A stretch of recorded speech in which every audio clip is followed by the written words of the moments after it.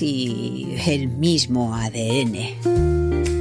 De los cassettes al streaming, porque 30 años de diferencia dan para mucho debate. Hola, aquí estamos un día más con nuestro podcast. Hola, papá. Hola a todos, aquí estamos un día más, a ver si hoy conseguimos no aburriros mucho.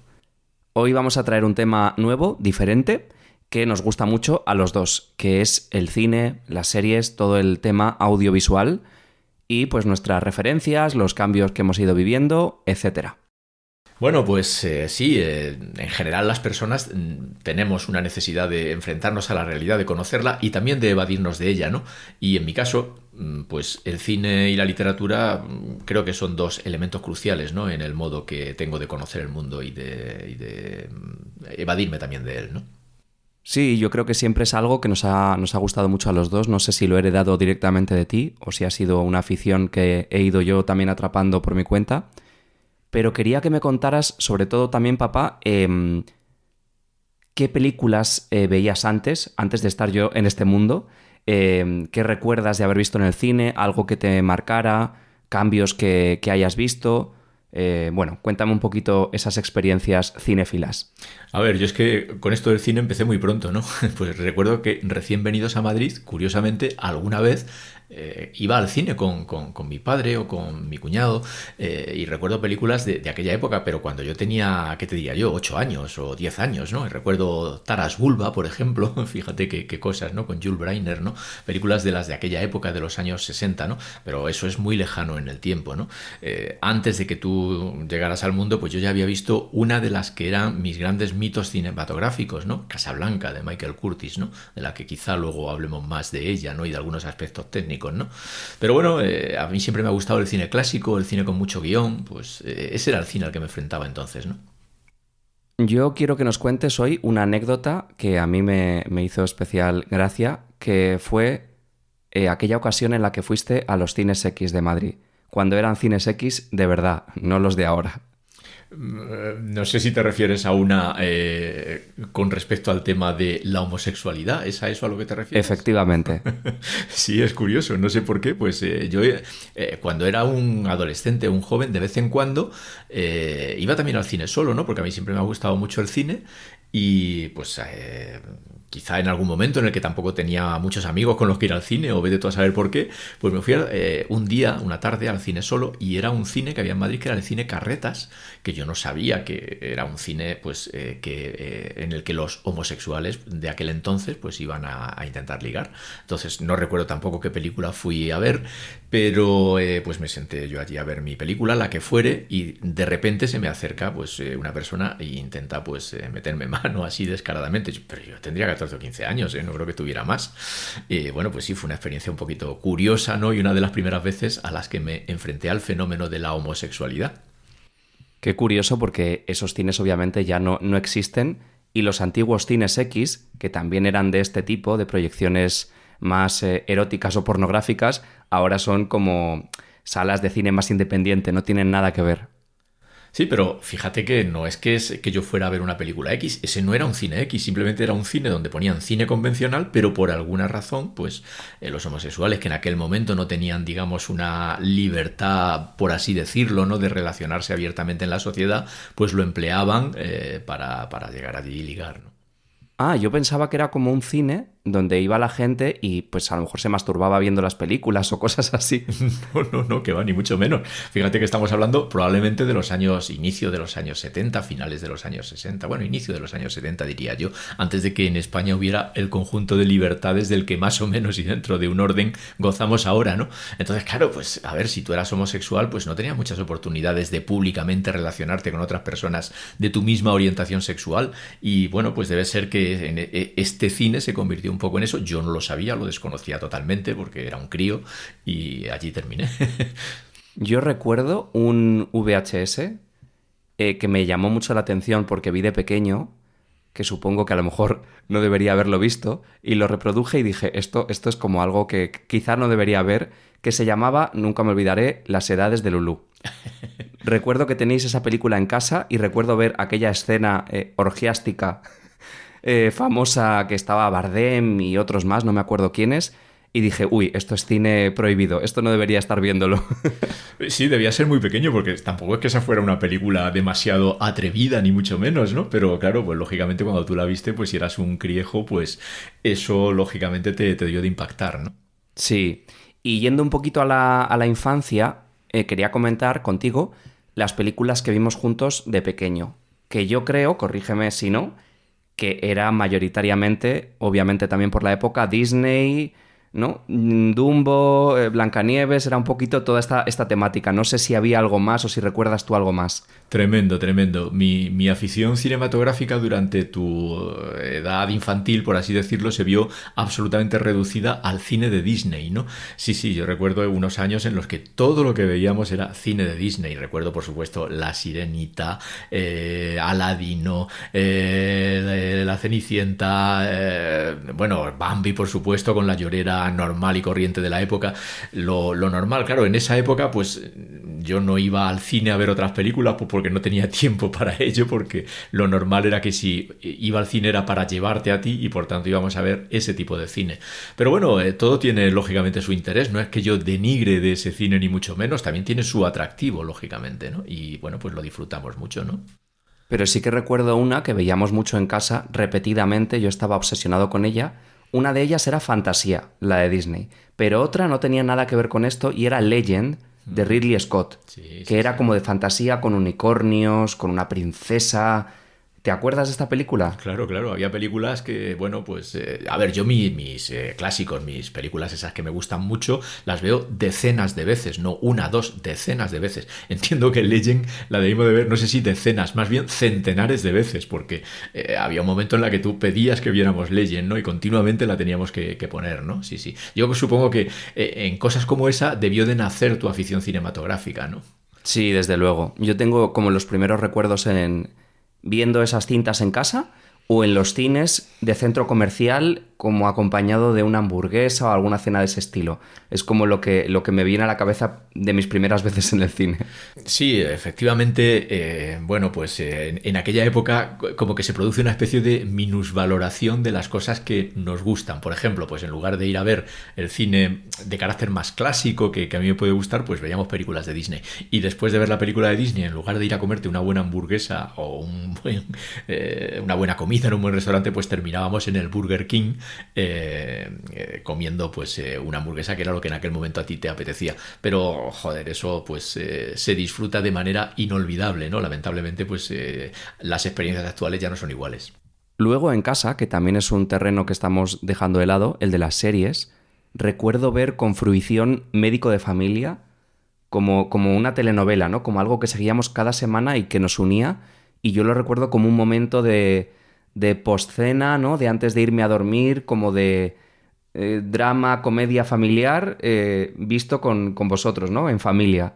Sí, sí, yo recuerdo Médico de Familia, Farmacia de Guardia, yo que sé, muchas de las series que había en aquel momento en la televisión. Entonces no había plataformas, lo que teníamos era probablemente la 1 y la 2, luego ya más tarde algunos otros canales, pero bueno, la serie televisiva pues ya era bastante presente en nuestras vidas, ¿no? Y parte de lo que hizo que esa afición al cine se fuera desarrollando. Recuerdo también la serie de Canguros, que esta no la veíais tanto conmigo, la veía yo más a solas, y me encantaba porque era como una especie de comedia de las canguros que cuidan de los niños y de los padres también, que recuerdo que lo decían en la canción de la serie. Pero creo que esta a ti no te marcó tanto, ¿no? No, tengo muy pocos recuerdos de ella, es cierto que recuerdo algo, pero levemente.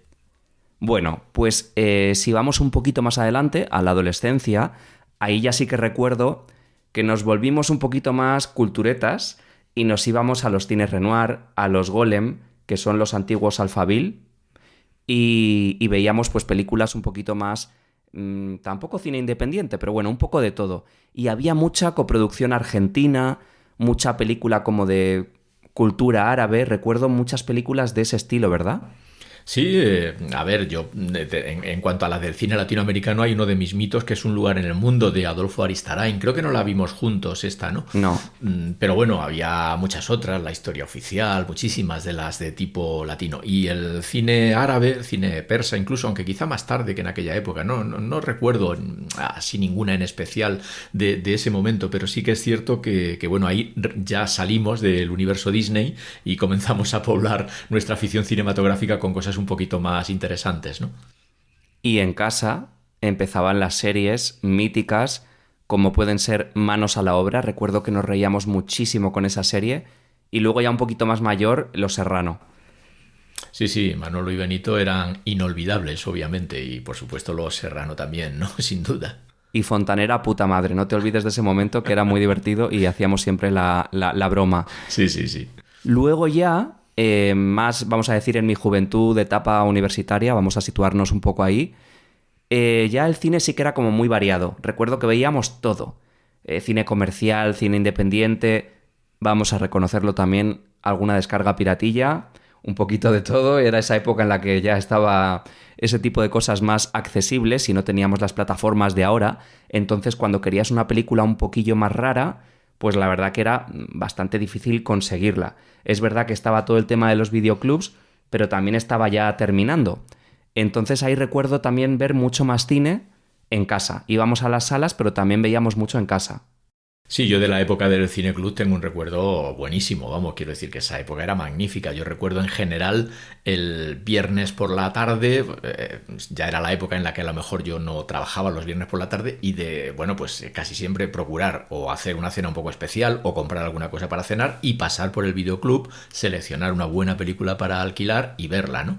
Qué gran diferencia, ¿no? Con el tema de las plataformas actualmente, que la oferta es tan enorme que a veces no sabemos qué ver, ¿no? Y recuerdo esa experiencia de pasear por todos los estantes del cineclub para ver qué seleccionábamos para ver ese día, ¿no? Espectacular. Y recuerdo que había un clásico, que esto yo tendría ya pues mis 25 años, la etapa de los viernes de pizza a domicilio, para que veas que ya en ese momento recurríamos con el a domicilio sin necesidad de Globo ni de otras aplicaciones, llamando al fijo, y nos pedíamos nuestra pizza y veíamos películas, series. Era como un plan muy de viernes. Sí, qué sosos hemos ido, ¿eh? Es decir, solamente hemos comido pizzas y hemos visto cine en casa o hemos ido al cine, ¿no? Hemos tenido unas aficiones de lo más rutinarias. Bueno, pero también son muy compatibles con nuestros gustos. Yo creo que va un poco todo por ahí. ¿Recuerdas alguna película de esta época, ya siendo yo un poquito más mayorcito, que nos gustara a los dos o que te marcara a ti? No sé. Uy, no sé, me pillas un poco ahí de improviso, no sabría decirte ahora mismo alguna que nos gustara a los dos de ese momento. Es que yo tengo tantas películas que me han encantado a lo largo de mi vida que fijarte una en el tiempo que además nos hubiera gustado a los dos, no sé, recuerdo de cuando tú eres un poco más pequeño, Solo en casa, ¿no? Que era una de las que a ti te encantaba. Un clásico. Claro, un clásico, ¿no? Pero ahí ya de más mayor no sabría decirte ahora mismo. De más mayor recuerdo que nos gustaban mucho las películas argentinas. Alguna argentina tendría que haber por ahí. Martín H., yo creo que la reví contigo.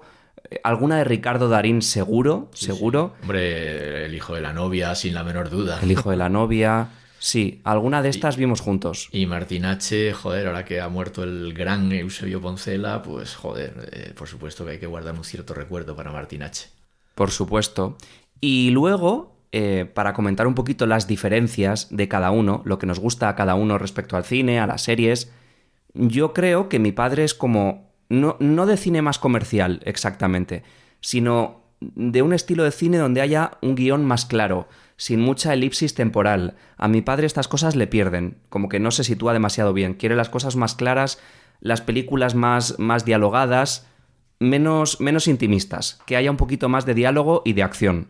A ver, sí, yo aquí es donde creo que me puedo enrollar ya un poco más, porque a mí que sí que me gustaría, y puesto que este podcast al fin y al cabo es de contraste entre lo que sucedía hace 30 años y lo que sucede hoy, sí que me gustaría hablar un poco de lo que yo creo que está sucediendo en el cine actualmente, ¿no? Yo he hecho muy en falta la presencia del gran guión, ¿no? Es decir, de ese cine muy guionizado, con, por así decir, una teatralización importante, ¿no? De todo lo que está sucediendo, ¿no? Hoy el cine es muy preciosista técnicamente, está muy basado basado en un conjunto de escenas donde la cámara juega un papel trascendental, el sonido, la música, la imagen en general, pero donde se pierde un poco la narración, lo que se está intentando decir, ¿no? Son temas muy distintos. Para mí, esas grandes películas al estilo de esa Casablanca que mencionaba antes, o el gran El Padrino, por así decirlo, ¿no? Que son dos de mis grandes mitos, pues son un poco representativas de ese modo de hacer cine, narrando historias, ¿no? Para mí el cine en ese sentido es un complemento de la literatura.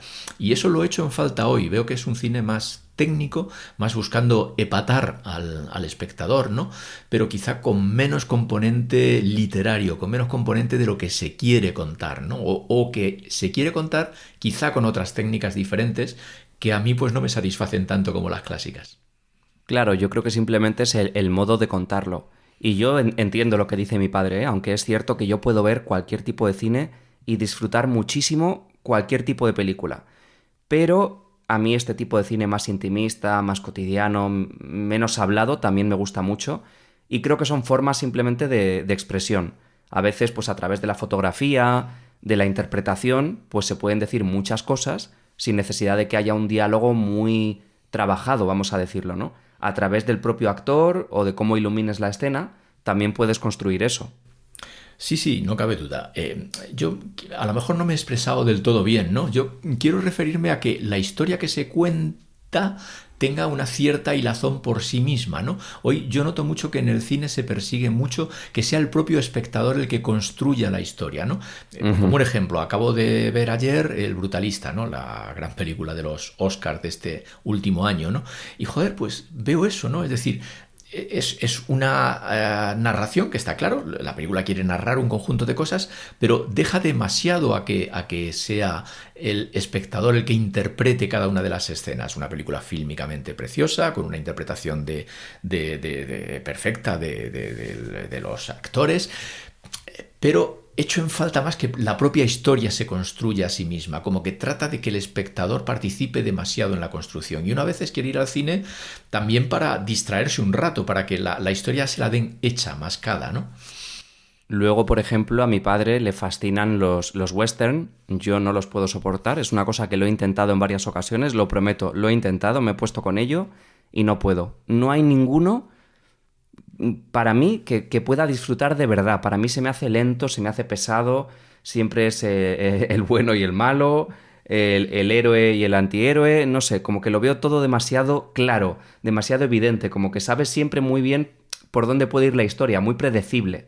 A ver, yo es que el western es un género que me entusiasma. El buen western, ojo, se han hecho western horribles. El spaghetti western. Bueno, hay también spaghetti western buenos, ¿eh? Pero, a ver, yo quiero en esto, por supuesto, reseñar al que es mi gran director. Yo tengo dos grandes directores en mi portfolio. Los dos se llaman Ford, ¿no? Uno se llama John Ford y el otro se llama Francis Ford Coppola, ¿no? Cada uno a lo suyo.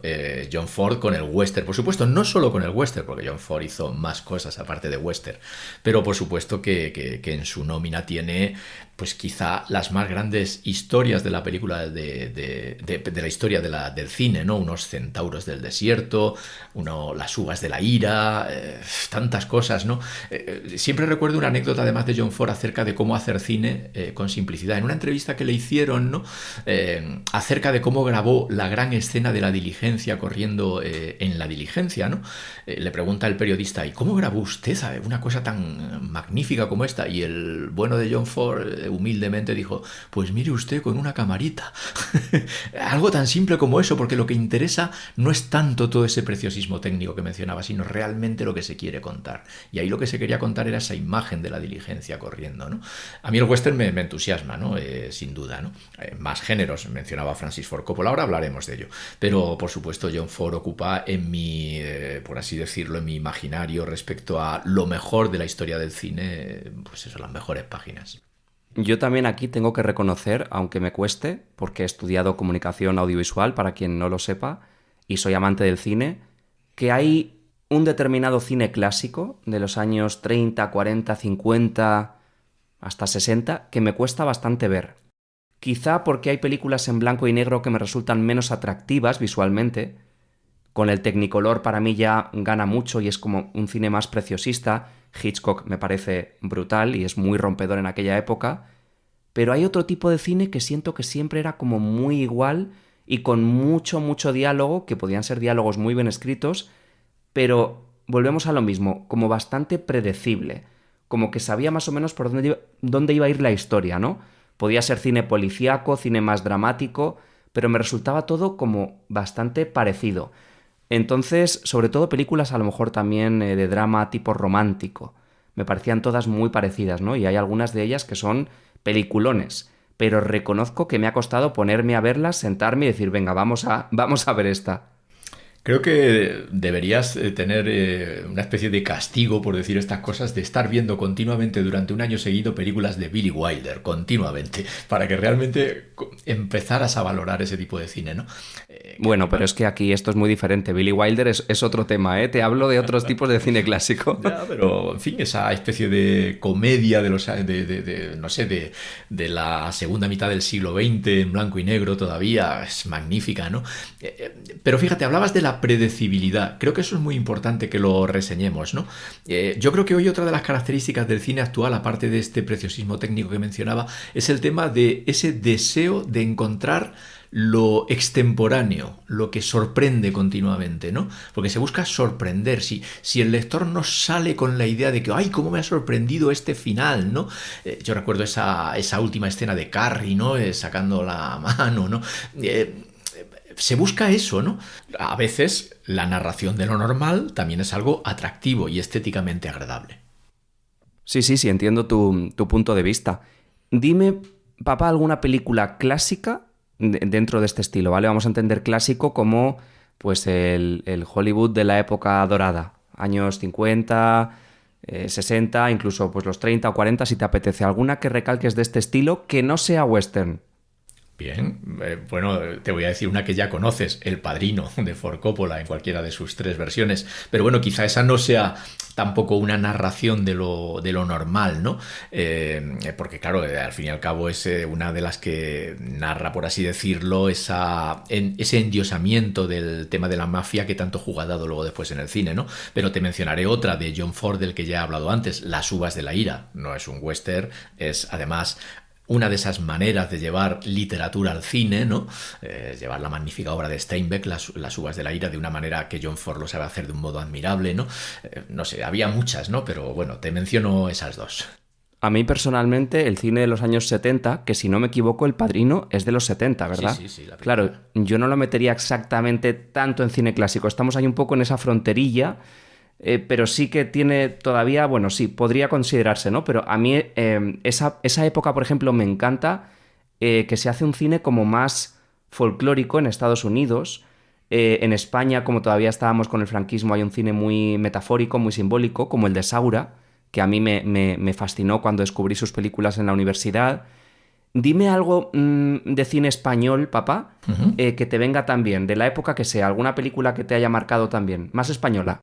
Claro, sin duda. Ahí tenemos pues ese gran cine español de los años 50 a 60, ¿no? Que de alguna manera es émulo del neorrealismo italiano, el cine de Bardem y de Berlanga. Es que te podría decir miles de ellas, yo que sé, Calle Mayor de Bardem, El cochecito de Berlanga, Bienvenido Mr. Marshall, todo el cine de Bardem y Berlanga y el de muchos más de esa época. Ahí se hacía un gran cine, ¿no? Luego se cayó en ese otro cine que has mencionado, ¿no? De los 20 Alemania Pepe y todo eso, del pretransición, ¿no? De la premuerte del franquismo, ¿no? En el que lo que se buscaba era el destape y todas estas cosas, aunque también se hicieron buenas cosas ahí, ¿no?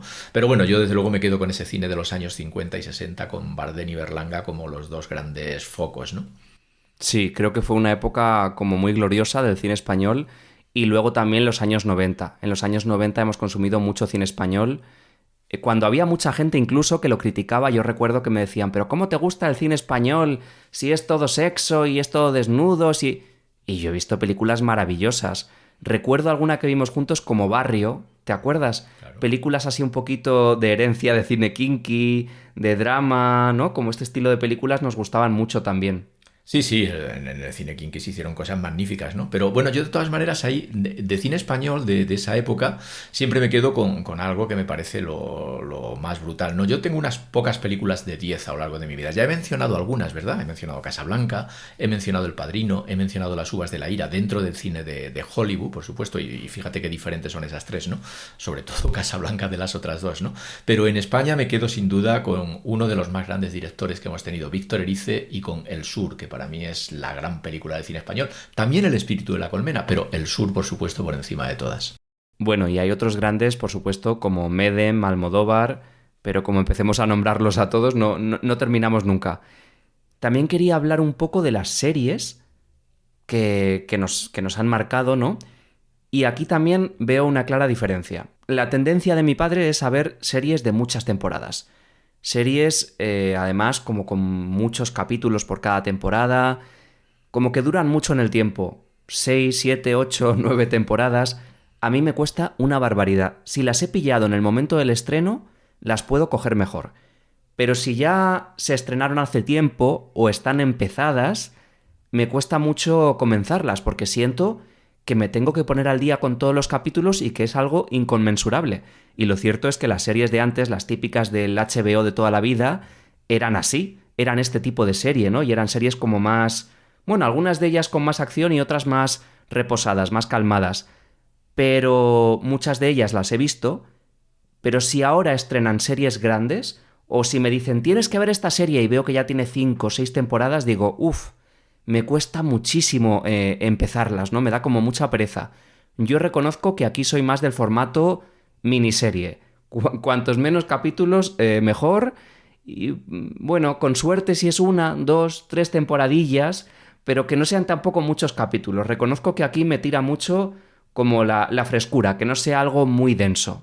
Sí, que es todo lo contrario que me pasa a mí, como muy bien dices, ¿no? Yo es que como valoro un poco en la cuestión cinematográfica esto que mencionaba antes del fenómeno de la evasión, ¿no? De que te sirva un poco para distraerte de la realidad, ¿no? Entonces, claro, esas series tan largas, de un montón de temporadas, que tú empiezas a verlas en un mes y terminas de verlas 6 meses más tarde, pues como que hacen que te metas en la vida de esos personajes, sobre todo si es una sitcom, ¿no? Estoy pensando en Big Bang Theory, ¿no? En Friends, etcétera, en el que te metes en la vida de los personajes, comienzan a formar parte de tu familia y el día que llega el último episodio como que te sientes vacío, dices, pero he perdido a mi familia, ¿esto cómo es? ¿Qué va a pasar ahora? ¿No? A mí me encanta, pero no solo la sitcom, para mí pues también dentro de las gran series pues tenemos a The Wire, ¿no? Para mí una de las más importantes, o Los Soprano, yo que sé, hay tantas, el lenguaje de las series ha revolucionado el mundo del cine, ¿no? Hacia una vertiente nueva que es eso de ser mucho más duradero en el tiempo el fenómeno que se está narrando, ¿no? Me encantan las series, ¿no? En eso soy un poco contrario a mi admirado Bollero, el crítico cinematográfico con el que más coincido, que creo que es menos de serie y mucho más de películas. Creo que la que más hemos seguido juntos, de serie larga y además bastante actual, es Juego de Tronos. Yo creo que es una de las pocas de estas series largas, ¿no? Como que tienen mucha intrahistoria que hemos seguido juntos. Así es, así es. Además, con Juego de Tronos, pues se me viene a la cabeza otro fenómeno que a mí me pasa con las series y creo que es importante reseñar, que es el hecho de que cuando una serie me gusta, yo no la veo una vez, la veo N veces. Fijaos lo que es verse, pues, The Wire, que ya lo he mencionado, que creo que la he visto 3 veces. Juego de Tronos creo que la he visto también 3 veces. Yo esto no lo puedo entender, papá. Yo, si ya sabes lo que va a ocurrir y todo el transcurso de la historia, aunque se te olvide, pero sabes lo que va a ocurrir, ¿cómo puedes tener la capacidad de volver a verlo una y otra vez? Pero fíjate, es por esto que mencionaba antes, yo no busco lo que me epate, es decir, yo no busco aquello que me sorprenda, yo lo que busco es lo que me distraiga, lo que me apetezca ver visualmente, y por tanto, pues si lo he visto una vez y me ha gustado, una segunda a veces me gusta más. Yo de hecho solamente valoro, el Padrino lo habré visto, ¿qué te diría yo? 30 veces, no sé, por mencionar una cifra, no sé cuántas, y cada vez que la veo me gusta más. Llega un momento en que te sabes de memoria las escenas, los diálogos, los de Casablanca me los sé de memoria. Entonces eso es otra manera de abordar el fenómeno del cine, ¿no? Bueno, y si dijéramos un poquito las diferencias entre, vamos a decir, el cine de antes, referido más a la época de mi padre, años 70, 80, 90, Y luego el cine actual, que me corresponde pues un poquito más a mí, nos corresponde a los dos. Pero bueno, vamos a hablar, como nos gusta a nosotros aquí debatir, de las diferencias que vemos, vamos a poner en los últimos 20-25 años, en el cine o en las series. ¿Qué es lo que primero te viene, papá? Bueno, yo creo que es algo que ya ha ido saliendo, ¿no?, a lo largo del podcast, y es esa diferencia en cuanto a la narrativa, ¿no?, a cómo se narra.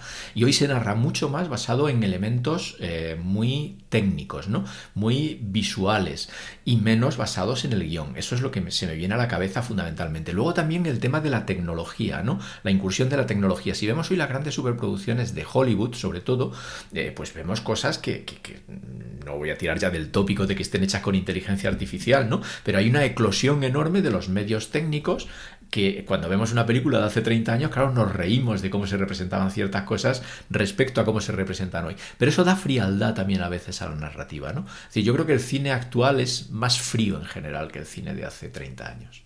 Yo no tengo esa misma percepción. Sí que creo que hay una vertiente que va por ahí. Pero hay otros tipos de película que no son para nada fríos y que representan situaciones muy diferentes. Algo que yo, por ejemplo, quiero mencionar y que agradezco muchísimo es la figura femenina en cuanto a dirección, porque obviamente sigue siendo minoritaria, pero ha aumentado. Y hay muchas películas dirigidas por mujeres y yo noto ese sello. No todas tienen por qué ser súper diferentes, pero hay determinados tipos de películas que se nota que las ha dirigido una mujer, que las ha escrito una mujer, o escrita y dirigida por una mujer. Se nota mucho más esa influencia femenina en el cine, y veo otro tipo de tramas y de temáticas que han cambiado mucho también con esto. Sí, todo eso es muy importante, sin duda, ¿no? Yo creo que la mujer ha aportado pues una nueva visión a ese modo de narrar, que creo que es interesante porque aporta muchísimo, aporta un nuevo punto de vista que a lo mejor nos resultaba un poco más desconocido, ¿no? O que como que parecía que nos pasaba desapercibido y hoy está ahí muy, muy presente, y eso es muy valorable, ¿no?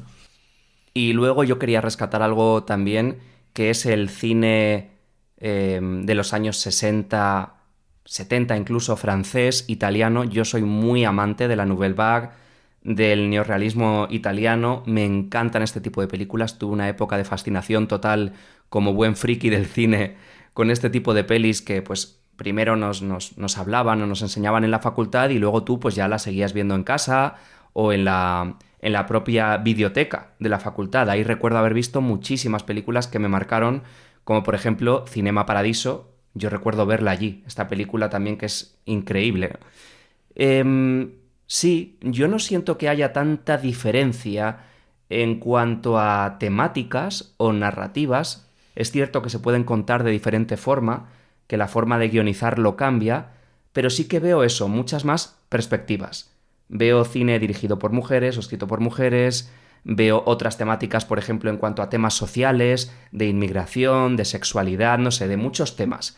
Veo más variedad y veo que no solo se trata de forma superficial, sino que se abarca y se adentra en ellas un poco más. Es decir, que el personaje protagonista o la personaje protagonista pueda ser parte de todo esto que te digo, ¿no? No es como el amigo, la amiga, el vecino, es como que hay más integración, lo que ahora llaman también mucho la inclusión, ¿no?, en el cine o en las series. Como que veo también mucho más cambio de eso, de perspectivas y de las historias que nos cuentan o quiénes nos las cuentan. Es decir, creo que también puede ser algo beneficioso, igual que habrá gente que a lo mejor no tiene un gran talento, vamos a decirlo así, pero se les está dando esa oportunidad y a lo mejor no son los mejores. Puede ser. Pero creo que esto también puede traer ese efecto positivo, ¿no? Más allá de que pueda haber alguna cosa más acartonada o gente más o menos talentosa. Sí, claro, la incorporación de nuevos puntos de vista trae consigo pues una mejoría en la cantidad y la calidad de las cosas que se nos narran, ¿no? Nuevas perspectivas, nuevas maneras de abordar la realidad, todo eso forma parte de lo positivo que es que nuevas personas con nuevos intereses se incorporen a la posibilidad de narrar cinematográficamente. Bueno, pues muy bien, yo veo que hemos hablado de distintas cosas bastante interesantes. Podríamos estar aquí horas, como veis, hablando de cine, series, etcétera, pero vamos a encontrar ya un final y bueno, pues nos vemos en el próximo podcast. Pues sí, yo es que casi estaba empezando, pero claro, como esto dura lo que dura y no podemos alargarlo para no aburrir más a la gente, pues lo dejaremos aquí y ya hablaremos más de cine en otra ocasión. Adiós, un saludo. Hasta luego.